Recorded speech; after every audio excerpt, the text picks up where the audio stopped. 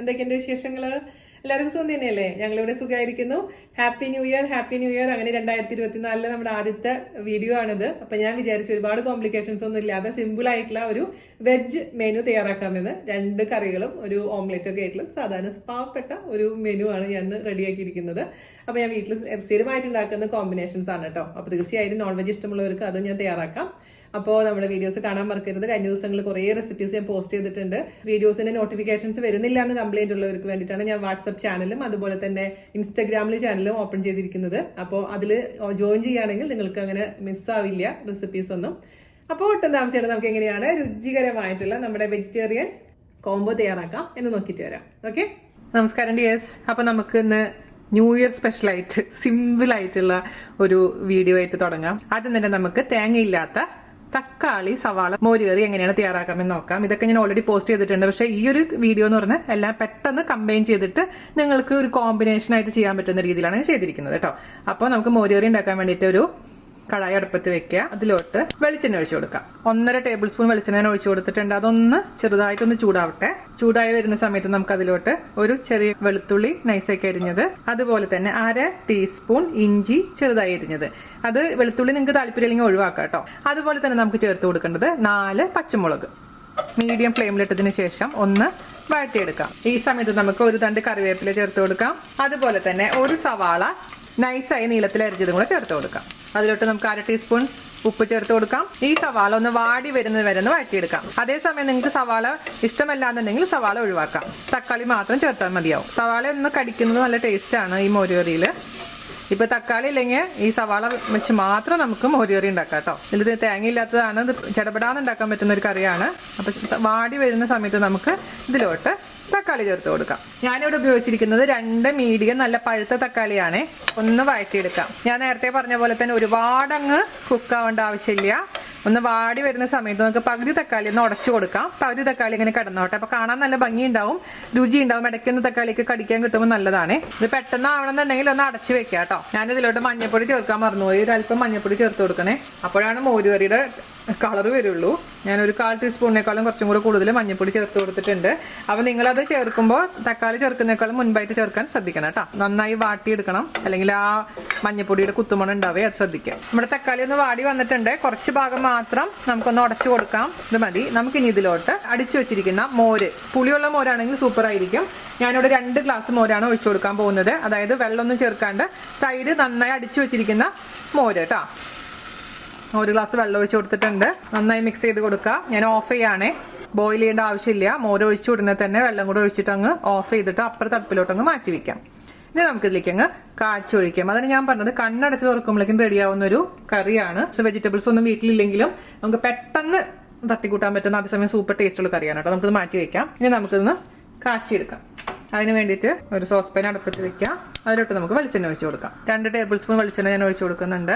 വെളിച്ചെണ്ണ നന്നായി ഒന്ന് ചൂടാവട്ടെ കേട്ടോ. നമ്മുടെ വെളിച്ചെണ്ണ ചൂടായിട്ടുണ്ട്. അതിലോട്ട് കടുകും ഉലുവയും വറ്റൽമുളക് ഇട്ട് കൊടുക്കാൻ പോവുകയാണ്. ഞാനിവിടെ എക്സോസ് ഫാൻ ഓൺ ചെയ്യണ്ട. കാരണം അല്ലെങ്കിൽ ഇവിടെ നമ്മുടെ വാച്ച്മാൻ ഓടി വരും, ഇവിടെ ഫയർ എല്ലാം അടിക്കുന്നതുകൊണ്ട്. അപ്പോൾ അതുകൊണ്ട് ചിലപ്പോൾ സൗണ്ട് കേൾക്കാൻ ബുദ്ധിമുട്ടായിരിക്കും. അപ്പോൾ നമുക്ക് ഇട്ട് കൊടുക്കാം. ഒരു പച്ചമുളക് കൂടി കീറിയതും കൂടി ഇടുന്നുണ്ട്. കുറച്ച് കറിവേപ്പിലയും കൂടി ഇട്ട് കൊടുക്കാം. ഞാനതിലോട്ട് 1 നുള്ളു ഉലുവപ്പൊടി, 1 നുള്ളു മുളക് പൊടി, 1 നുള്ളു ജീരകത്തിന്റെ പൊടിയും കൂടെ ചേർത്തിട്ടുണ്ട്. അത് നമുക്ക് നമ്മുടെ മോരുകറിയിലോട്ട് അങ്ങ് ചേർത്ത് കൊടുക്കാം.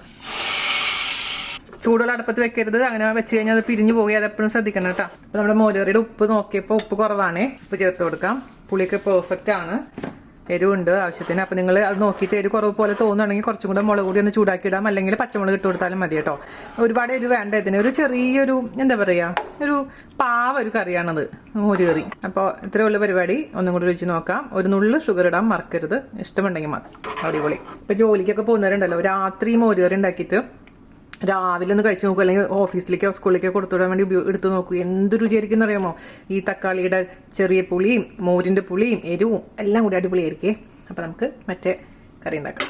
ഓക്കെ, അടുത്ത മെഴുക്ക് പുരട്ടി ഉണ്ടാക്കാൻ വേണ്ടി ഞാനിവിടെ ഉപയോഗിക്കാൻ പോകുന്നത് 2 കായ, ഇടത്തരം കായ, പച്ചക്കായ ഇതേപോലെ മീഡിയം പീസസ് ആയിട്ട് മുറിച്ചിട്ട് ഉപ്പുവെള്ളത്തിൽ ഞാൻ ഇട്ട് വെച്ചിട്ടുണ്ടായിരുന്നു. അതിനുശേഷം നന്നായി വാഷ് ചെയ്തെടുത്ത് വെച്ചിരിക്കുന്ന കായയുടെ പീസസ് ആണിത്.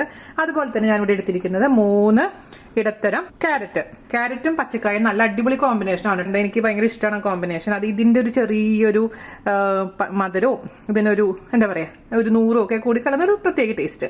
അപ്പോൾ ഞാനിത് കുക്ക് ചെയ്യുന്നൊന്നും കാണിച്ചു തരുന്നില്ല, കാരണം നിങ്ങൾക്ക് സമയമില്ലാത്തതല്ലേ. അപ്പോൾ അതുകൊണ്ട് ഇത് ഞാൻ എന്താ ചെയ്യാൻ പോകണമെന്ന് വെച്ച് കഴിഞ്ഞാൽ ഒരു അല്പം മാത്രം മഞ്ഞൾപ്പൊടി ഉപ്പും കൂടി ഇട്ടിട്ട് കുക്കറിൽ വെച്ച് ഒരല്പം വെള്ളം ഒഴിച്ചിട്ട് ഒരു വിസിലടിക്കും. അതേപോലെ തന്നെ ഞാനിത് നമ്മുടെ ക്യാരറ്റ് റെഡിയാക്കാൻ പോകുന്നത് ഒരു പാത്രത്തിൽ വെച്ചിട്ട് അല്പം ഉപ്പും വെള്ളം കൂടി ഒഴിച്ചതിന് ശേഷം നമ്മുടെ അവനിലാണ് കേട്ടോ, മൈക്രോവേവിലാണ്. അതും 5 മിനിറ്റോളം വേവിക്കും. അതിനുശേഷം നമുക്ക് ഒരുമിച്ച് കാച്ചിയെടുക്കണം. അപ്പൊ നമ്മുടെ കായയും അതേപോലെ തന്നെ ക്യാരറ്റും റെഡി ആയിട്ടുണ്ട്, നന്നായി കുക്കായിട്ടുണ്ട്. നമുക്ക് ഇനി ഇത് മെഴുക്ക് പുരട്ടിയാക്കാൻ തുടങ്ങാം. അതിനുവേണ്ടി ഒരു കടായി അടുപ്പത്ത് വെക്കുക. നമുക്ക് അതിലോട്ട് വെളിച്ചെണ്ണ ഒഴിച്ചു കൊടുക്കാം.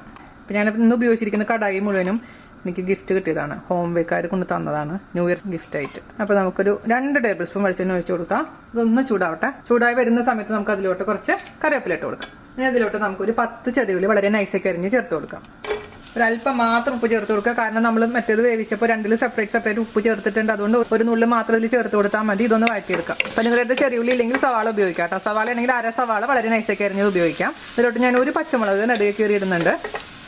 പിന്നെ വെളുത്തുള്ളി ഇഷ്ടമാണ്, വെളുത്തുള്ളി ഉപയോഗിക്കാം കേട്ടോ. പക്ഷെ ഞാനിതിൽ വെളുത്തുള്ളി ഉപയോഗിക്കുന്നില്ല. ഒന്ന് ചെറുതായിട്ടൊരു ഗോൾഡ് കളർ വരാൻ തുടങ്ങുന്ന സമയത്ത് വേണം നമുക്ക് ഇതിലോട്ട് ചതച്ചമുളക് ചേർത്ത് കൊടുക്കാൻ. ഞാൻ ചതച്ചമുളകാണ് ചേർക്കുന്നത്. അതേസമയം നിങ്ങളുടെ അടുത്ത് ചതച്ചമുളക് ഇല്ല എന്നുണ്ടെങ്കിൽ അതിന് പകരമായിട്ട് മുളക് പൊടി ചേർത്താലും മതിയാവും. അല്ലെങ്കിൽ കൂടുതൽ പച്ചമുളക് ചേർത്താലും നന്നായിരിക്കും കേട്ടോ. ഞാൻ അങ്ങനെയും ചെയ്യാറുണ്ട്. പച്ചമുളക് ചേർക്കുമ്പോൾ എപ്പോഴും ഞാൻ സവാളയാണ് ചേർക്കാറുള്ളത്. പക്ഷെ ഇത് മെഴുക്ക് പുരട്ടി ഇങ്ങനെ രീതിയിൽ ചെയ്യും, തൃശ്ശൂർ രീതിയിൽ ചെയ്യുമ്പോൾ ചതച്ചമുളക് അല്ലെങ്കിൽ മുളക് പൊടിയാണ് ഏറ്റവും ബെസ്റ്റ്. ശരിക്കും ഈ പാത്രത്തിന്റെ കളർ പച്ചയാണ്, പക്ഷെ എനിക്ക് വീഡിയോ കൂടെ കാണുമ്പോൾ ഒരു ഗ്രേ കളർ വീണ ഫീൽ ചെയ്യുന്നത് അല്ലേ. ചെറുള്ളിയുടെ കളർ മാറി തുടങ്ങിയിട്ടുണ്ട്. അതിലോട്ട് നമുക്ക് ഒരു 1.5 ടീസ്പൂൺ ചതച്ചമുളക്, കൂടുതൽ എരിവുണ്ടെന്നുണ്ടെങ്കിൽ 1 ടീസ്പൂൺ ഇട്ടാൽ മതിയാവും. നിങ്ങളുടെ കയ്യിൽ കിട്ടുന്ന മുളക് അനുസരിച്ച് അളവിൽ മാറ്റം വരുത്തണേ. എന്നിട്ട് നമുക്ക് ഇത് പച്ചമണം മാറുന്ന വരെ ചെറിയ തീയിലിട്ടതിന് ശേഷം നന്നായിട്ട് അങ്ങ് വാട്ടിയെടുക്കാം. ഓക്കെ, അപ്പൊ നമ്മള് ഇത് ഒരു 3 മിനിറ്റോളം ചെറിയ തീയിൽ വഴറ്റിയിട്ടുണ്ട്. പച്ചമണം മാറിയിട്ടുണ്ട്. പച്ചമണം മാറിയിട്ടില്ലെങ്കിലുണ്ടല്ലോ നമ്മൾ കറി കഴിക്കുന്ന സമയത്ത് ഒരു കുത്ത് ടേസ്റ്റ് മുന്നോട്ട് വരും, അതായത് ഈ മുളകിന്റെ ഒക്കെ. അതിലോട്ട് നമ്മൾ വേവിച്ച് വെച്ചിരിക്കുന്ന ക്യാരറ്റ് ഇട്ട് കൊടുക്കാം. അതേപോലെ തന്നെ കായം ചേർത്ത് കൊടുക്കാം. ഒന്ന് ആവി വരുള്ളൂ, അപ്പോഴേക്കും കായ നന്നായിട്ട് കുക്കായിട്ടുണ്ട്.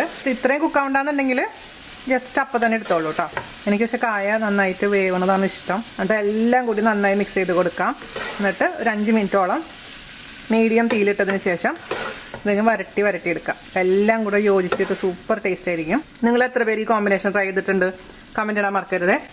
പിന്നെ ഞാൻ പല വീഡിയോസ് കാണുമ്പോൾ അങ്ങനെ കാണാറുള്ളവർക്ക് അവർ പറയാറുള്ളത്, നിങ്ങൾ ഏത് സ്ഥലത്തു നിന്നാണ് ഈ വീഡിയോ കണ്ടുകൊണ്ടിരിക്കുന്നത്, അതൊന്ന് കമന്റ് ഇടണം കേട്ടോ. അവർ അറിയാനുള്ളൊരു കൗതുകം കൊണ്ടാണ്. എനിക്കിത് നോക്കിയാൽ അറിയാൻ പറ്റും നമ്മുടെ യൂട്യൂബിൻ്റെ ഇത്. പക്ഷേ എന്നാൽ പോലും നിങ്ങളൊരു കമന്റ് ഇടുമ്പോൾ ഒരു സന്തോഷം.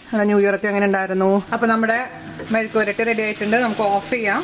ചൂട് കറിവേപ്പില നമുക്ക് അതിന് മുകളിൽ കൂടെ അങ്ങ് ഇട്ട് കൊടുക്കാം. അല്പം മാത്രം വെളിച്ചെണ്ണ തൂക്കി കൊടുക്കാം. അതൊരു ടേസ്റ്റ് എക്സ്ട്രാ ആക്കാൻ വേണ്ടിയിട്ടാണ് കേട്ടോ.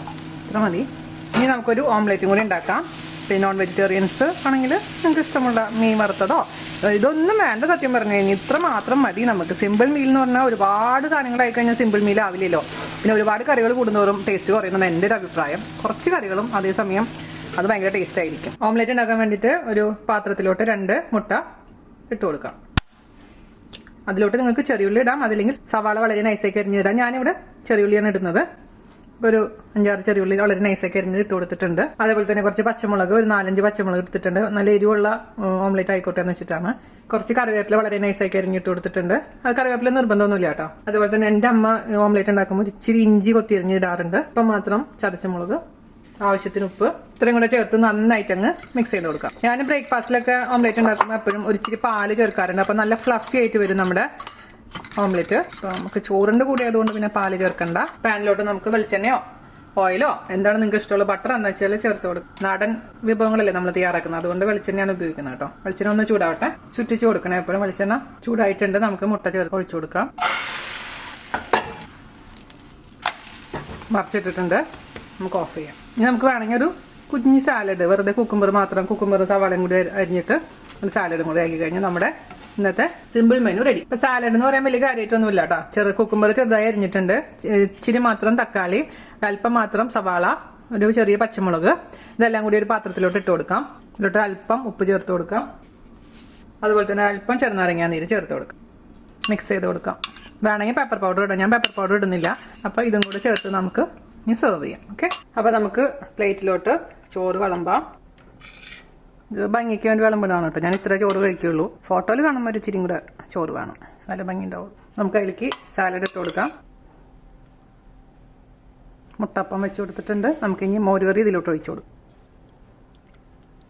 അപ്പോൾ നമ്മുടെ സൂപ്പർ ഈസി ആൻഡ് ടേസ്റ്റി ആയിട്ടുള്ള ലഞ്ച് റെഡി ആയിട്ടുണ്ട്. നിങ്ങൾ എന്തായാലും തയ്യാറാക്കി നോക്കണം ഈ കോമ്പിനേഷൻസ് ഒക്കെ. ഇഷ്ടമായിട്ടുണ്ടെങ്കിൽ മാക്സിമം ഷെയർ ചെയ്യാം, നമ്മളൊന്ന് സപ്പോർട്ട് ചെയ്യാം. അപ്പോൾ എല്ലാവർക്കും once again happy new year. അടുത്ത വീഡിയോ ആയിട്ട് കാണുന്നവരെ നന്ദി, നമസ്കാരം, താങ്ക് യു. ചോറ് ഒരിടത്ത് മാറ്റിയിട്ടുണ്ട്. നിങ്ങൾക്ക് വേണ്ടി ഒന്ന് ടേസ്റ്റ് ചെയ്ത് നോക്കണ്ടേ? ഇനിയിപ്പോൾ അല്ലെങ്കിൽ നിങ്ങൾ വിചാരിക്കില്ലേ വീണ ചേച്ചി ഇത്രയും ഉണ്ടാക്കിയിട്ടൊന്ന് കഴിച്ചു നോക്കിയില്ലെന്ന്. അതും ഇച്ചിരി സലാഡ് വെക്കട്ടെ. ഞാൻ പറഞ്ഞില്ലേ ഇത്രയും കറികളൊന്നും വേണ്ട, ഒരു കറി തന്നെ ഉണ്ടെങ്കിൽ തന്നെ ഗംഭീരമാണ്. എല്ലാം കൂടിയിട്ട് കൂട്ടിപ്പറ്റി കഴിക്കാം, പറയാൻ വാക്കുകളില്ല, അത്ര നന്നായിട്ടുണ്ട്. അപ്പോൾ എന്തായാലും നിങ്ങൾ തയ്യാറാക്കി നോക്കാം. ശേഷം ഫീഡ്ബാക്ക് പറയാൻ മറക്കരുത്. നിങ്ങൾ എന്തെങ്കിലും റെഡി ആക്കിയിട്ടുണ്ടെങ്കിൽ ഫോട്ടോസൊക്കെ ഇൻസ്റ്റാഗ്രാമിൽ അയച്ചു തരാം. അതുപോലെ തന്നെ എന്തെങ്കിലും തയ്യാറാക്കി ഇഷ്ടപ്പെട്ടിട്ടുണ്ടെങ്കിൽ ഫീഡ്ബാക്ക് കമൻറ്റ് ആയിട്ട് ഇടാനും മറക്കരുത്. അപ്പോൾ നിങ്ങൾ കാണുന്ന സ്ഥലം പറയാനും മറക്കില്ല എന്ന് വിശ്വസിക്കുന്നു.